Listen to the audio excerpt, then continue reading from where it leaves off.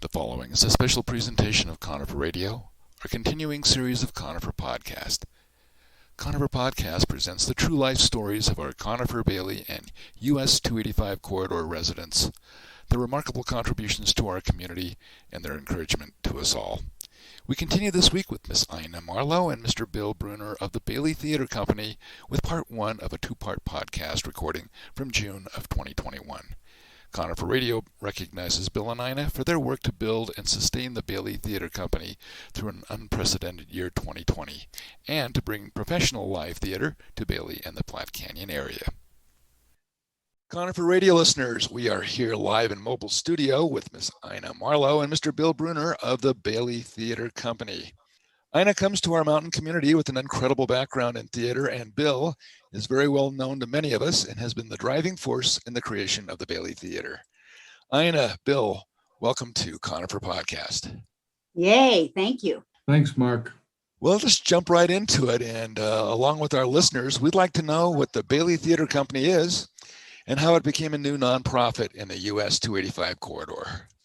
Well, the vision for this actually started quite a while ago. 4 or 5 years ago, I started having conversations in the Bailey area with business owners and other people wondering what we could do to get people to stop in Bailey for more than a refill of gas or something like that. And the idea of a theater came up pretty quickly. So I did a lot of legwork for about 3 years, getting people on board with the idea behind this. And then through a mutual friend, Lauren Drabble, she introduced me to Ina, and we're the perfect match for one another. She's tremendously creative and the perfect artistic director, and I have a very strong business side. So between the two, we actually launched in February of last year. Yes, right before the pandemic, with our first fundraiser at Aspen Peak Cellars. And we've had one other fundraiser since, and coming up in July of this year will be our third. Well, Ina, Yes. It's great to have you on board with the Bailey Theater Company. And your resume is impressive. It lists a couple of theaters that you managed in Chicago, the Touchstone and the Organic. Why don't you tell our listeners about your experiences there and how that brought you here? I have my MFA in directing from Goodman School in Chicago. I was only one of 3 that graduated, and I really didn't want to do a theater. I wanted to be hired, but there were a lot of people who, just like in this situation, wanted me to have the vision to begin a theater. I began Touchstone Theater working as a teacher in a Catholic girls' school. We used the space, the theater space, for this really fledgling theater, Touchstone. And then many years later, as Touchstone grew and grew and grew, we moved to Chicago. We merged Touchstone and Organic, and we're a very strong mid-sized theater working with a number of important playwrights: Wendy Wasserstein, Edward Albee, Donald Margulies. People like that came to work with us. We did a lot of American premieres, Midwest premieres, and classics. We also did classics that people didn't know, a lesser play by Tennessee Williams, for example. So what I see here in Bailey Theater Company is something I haven't seen very often, which is a community who understands the value of the arts financially. If you start researching anything, you will see that the arts just brings money. They bring people and they bring money. I'm doing it for art, but businesses like it because people need to go out to dinner before the theater. They want to go and see the other businesses because they're there. They go out to dinner. It's Bailey. It's a nice little place. And I've been talking with people around the country. At first, I was like, well, I'm going to be artistic director of this small little theater that we're just starting. And more people in prominent positions are really excited. I'm talking with playwrights, I'm talking with actors, I'm talking with other directors, and people are excited because Bailey wants this. That's what's so exciting. I think Bailey will get it. I know. How are we so lucky to have you come to us? When did you arrive in our area? And I arrived, I wasn't planning to do theater at all. I had a career, I had a good career. And especially for a woman in those days, I had an exceptional career. So I came here to take care of family. I had a new granddaughter and I wanted to be there as part of her life. And so I came here, and for the first 5 years, I'm a visual artist as well. I just did visual art. I didn't even think about doing theater. And then she started getting older, and I directed at Denver Center. I directed Glass Menagerie at Denver Center. And then I was the guest artist at University of Colorado in Boulder, and then teaching at University of Denver, and also directed there. And then I also directed at Metro. So I feel like at this point in my life, it's a very, very different time than when I was just starting out. I want to give. I have, even now when we don't, we're just a little tiny company. I was just on the phone with my assistant director who wants to start a theater company. And I want her to see how this theater company is going to grow and what it takes artistically from a management point of view to make this happen. I can't say enough about Bill, because what I was in Chicago, mainly because I couldn't get a managing director because they're hard to find. I know he had a hard time finding an artistic director. I had a hard time finding a managing director. So I was a producing artistic director, which meant I was in charge of all the management as well as the artistic. To have Bill here doing so much with the community and being such a good manager, it's like I get to do all of the wonderful art. It makes me so happy, and it's such a joy. The fun thing is, Mark, that she hasn't touched on is that I dragged her kicking and screaming into this in the beginning. This is true. And I already quit. I quit before we even started, because I'm like, if this is not working, I am not putting my name on this. Sorry to interrupt. So once we got over that and we did the first fundraiser last February, she was able to experience how much support there is in the community for this. And our basic philosophy is to bring Denver quality theater to Bailey, and to do it at a reasonable price. Most people will go down to the Denver Center and see productions a lot that are brought in. They're truck and bus shows that are brought in from other places in the country, and they'll spend $100 to $125 a ticket. They'll pay for parking, that's probably $25 to $40. They'll go to dinner, which is probably another $75 to $100. So their evening of entertainment is $400. When we actually get to producing full stage shows, I'm trying to set the price of tickets at about $40. So you have Denver quality value, locally produced, locally enjoyed at less than 50% of the cost. Actually, yes. 25% of the cost if you think about the whole package. So it's an exciting thing for our US 285 corridor. And the two of you seem like a match made in heaven, even though, Ina, kicking and screaming, you came. Yeah. So I did. I mean, I was just like, this is not going to work. There is no way.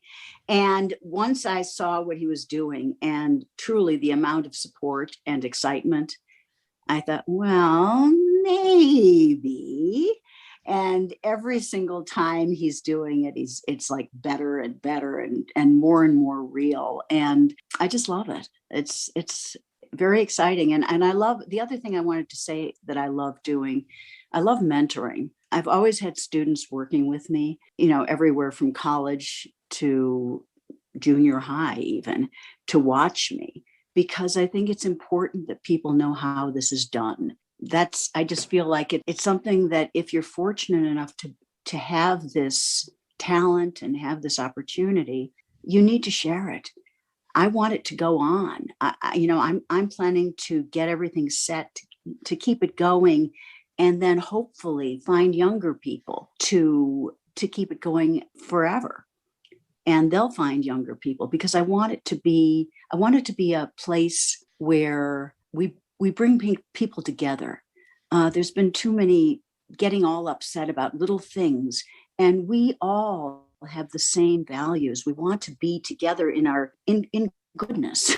People are wanting to get out now. Bill and I were both at Bailey Day this past weekend, and the throngs of people who are wanting to get back out and to live their lives again. You're coming at a very opportune time. I know it's and the thing is, so many theaters haven't made it, which is just heartbreaking. But we're like rising from the ashes of this horrible pandemic. And I think it's going to be incredible. I think it's going to be it already is. We already have people who are excited about it. And we already have young people who are working on this, getting better and better and better. I have a young designer who was a DU student, graduated, and he and I are working through set design so that they can make the leap from college to professional, and they can have that one-on-one experience. So I just love it. And Mark, that's another side of this that we don't talk about a lot, that Ina and I have as a core value. And that is to bring people along to see what it's like to work in a true professional environment. Because it's totally different than college. It's totally different than community theater. And you can learn the skills and craft that you need to have a better opportunity if you want to pursue this as a vocation anywhere in the country. We can actually make you better so that you'll be able to withstand what you would find in Chicago or New York or LA. Folks, we are here live and direct with Miss Ina Marlowe and Mr. Bill Bruner of the Bailey Theater Company, for those of you who've just joined us on Conifer Podcast. And we're talking about the Bailey Theater Company. Bill, Ina, what makes the Bailey Theater Company different from the other theater companies in the corridor? There's nothing like it. I mean, there isn't. We're talking about a small professional company. There are no small. That's a certain kind of a contract where you work with union actors. I'm a union director. At a certain point, you're going to be working, as the quality gets up and up and up, you're going to be working with more and more union artists. I think this is someplace that people can enjoy a wonderful play, and also know that there are experienced and well-educated actors and other artists involved with the production. Our belief was that from the very beginning, from the very first fundraiser that we had, that we were going to pay everyone as if they were a union actor. So all the wages that we've paid up until this point have been union scale, and Ina has been under contract through her directors union, SDC, for the last two fundraisers. And that's what we want to do going forward. So the union for actors and stage managers is called Actors Equity Union. And they have a different tiers of contracts available. What we would look at is what's called an SPT contract, which is a small professional theater contract. And then there's tiers within that, depending on how many seats you have in the arena or event space that you're going to. So our hope is to continue to pay everyone for everything that they do, and then slowly bring in equity actors under contract and become a full-fledged equity theater in the corridor, which doesn't happen. I mean, there's not an equity theater in the mountains, save maybe Leadville. I think they have an opera house that they bring some equity people into, but there's not an equity theater in the mountains, period, let alone in Bailey. This is exciting stuff, folks. You have, in essence, brought to us a professionalism that the corridor hasn't had yet in this space, and you're building it. And speaking of building it, your next fundraiser is July 24th at Aspen Peak Cellars. Why don't you tell our listeners tell us a little more about that? Sure. So this will be the second time that we're going to be performing at Aspen Peak Cellars. This time We'll have 4 actors involved. They'll be on the outside band stage. So we'll have the patio doors open so that we can seat people and they can watch the reading going on. There's a beautiful dinner. If you know anything about Julie and Marcel, they're both highly trained chefs and they produce the most wonderful food that you can imagine. So the menu for the evening is roasted pork tenderloin with port wine sauce and mushroom risotto and a salad. And then, of course, Aspen Peak will have their wines available for purchase for anybody that wants to do that. And then we'll be doing the play Proof, which Ina picked. Extremely wonderful play. It won the Pulitzer Prize and the Tony Award for Best Play. Written by David Auburn. And it centers around 4 people, but the main character is Catherine, the daughter, and what she's going through at the time. And it's a very relationship-based piece, which Ina can talk more about. That's kind of one of the other things that we talk about, is that everything that we do has to have some kind of relationship, some kind of story to it, not just a fluff piece. So go ahead, Ina.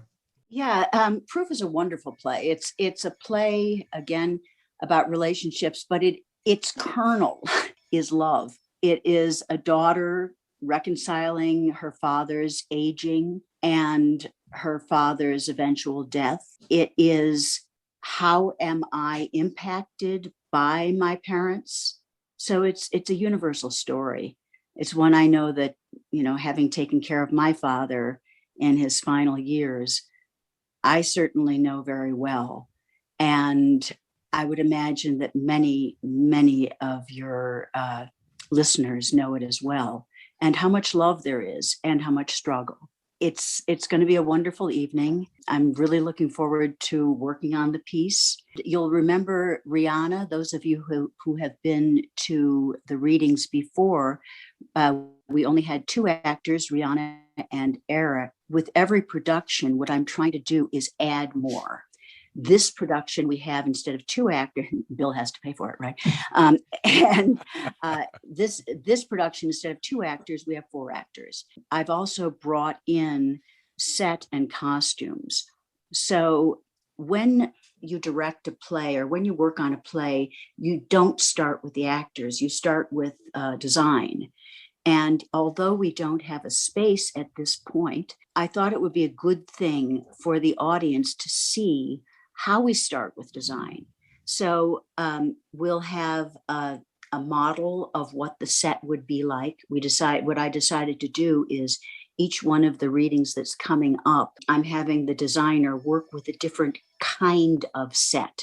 So you'll notice that if, let's say, you'll go to a play where it's a proscenium play, where it's sort of a storybook set, or a thrust like Shakespeare going out.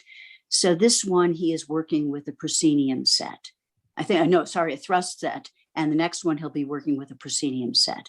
And then hopefully one of our first productions next year, we'll be doing a theater in the round. What I'm trying to show the audience is the different ways that we are able to present a play and how the whole thing comes together. The person who's doing costumes, she and I worked together when I first started my theater in Chicago. She and I worked together on a number of different plays, including working hands-on with Edward Albee as I directed Chicago premiere of his play Tiny Alice. So she's going to be doing renderings, is what they're called, of costume designs. So those will be available for people to see. The actors will be available for people to talk to and understand. This is the very beginning of where we are. We're going, each one of these readings and each one of these productions is going to get more and more fleshed out. And I want to have the hotels and all of those places with cabins with people who are not only going hiking, but also going to see the theater at night, going out to a nice dinner and seeing a theater. And then in the morning, they go out and hike. So, Mark, we're trying to bring each aspect of the theater into each thing that we're doing. So slowly but surely, we're adding. So as Ina said, we've added costumes, we've added set design.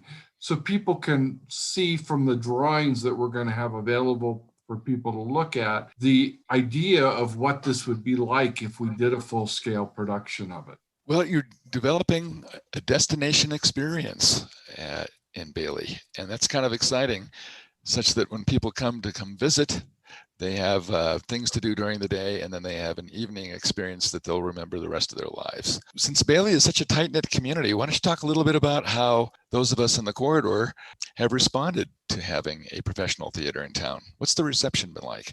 So the reception thus far with the first 2 readings that we've done has been amazing. Somewhat not surprising to me, only because of the groundwork that I did. People are very impressed with the actors that we've employed so far. Very impressed with the choices that Ina's made as far as what we've done readings on. I think they're looking forward to seeing actual live theater.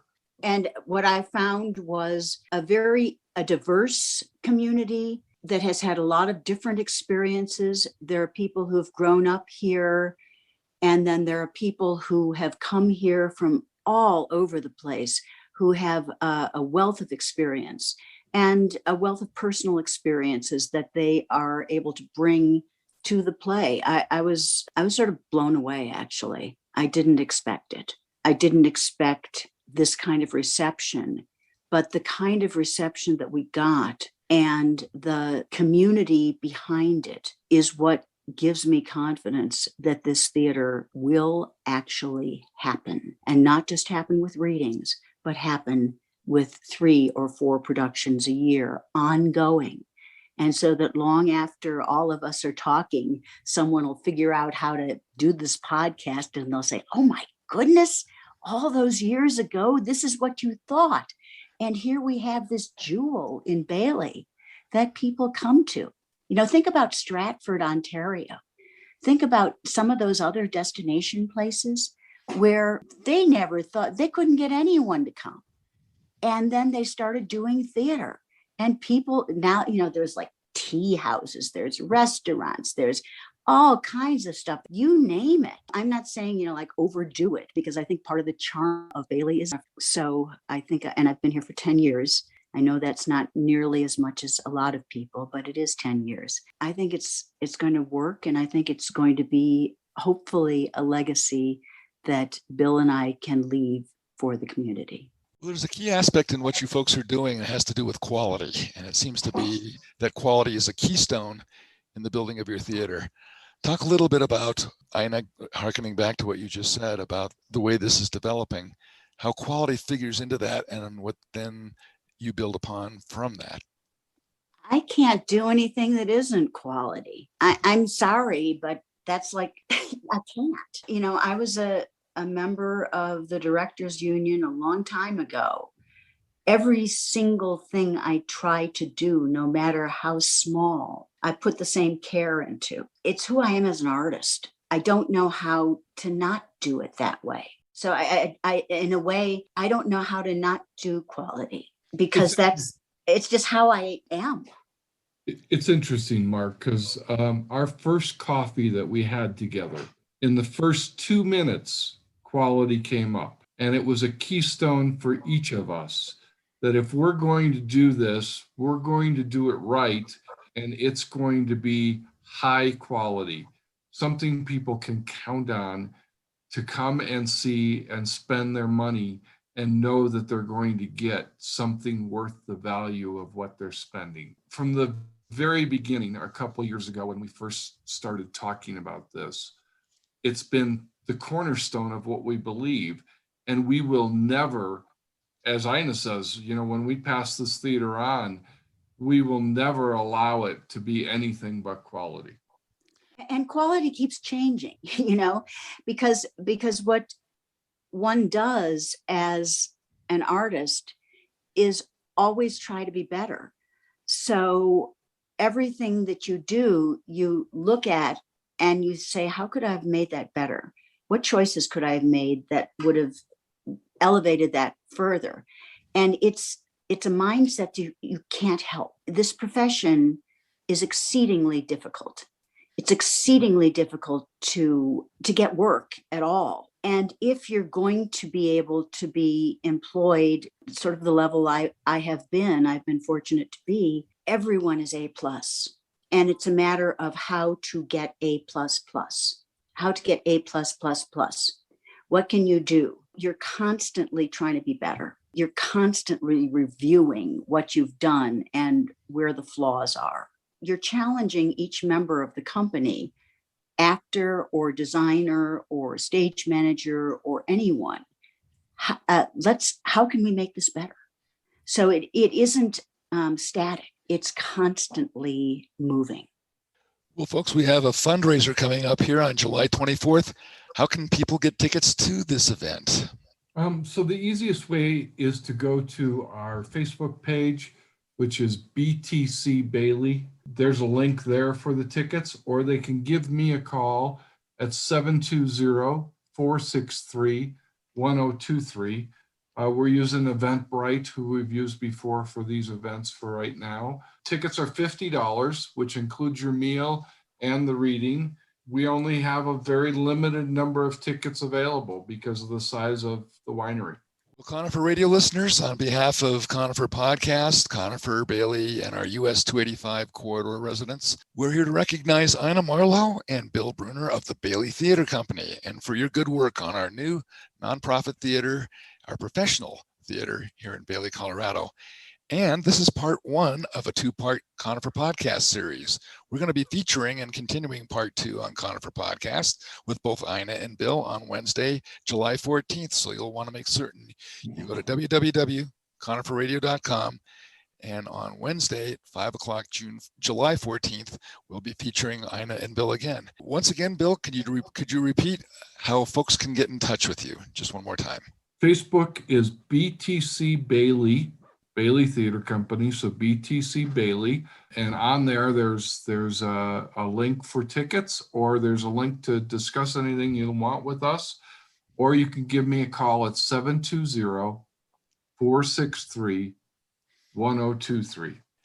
Ina, thank you so much for joining us today. You've got incredible energy. I'm glad, because when I was young, I had way too much more energy than anyone else. And so it's served me well as I've gotten older. I don't think anything's changed. So again, Bill, Ina, we look forward to our continuing conversation on Wednesday, July 14th on Conifer Podcast. Thank you both for joining us today. Thank you, Mark. Mark.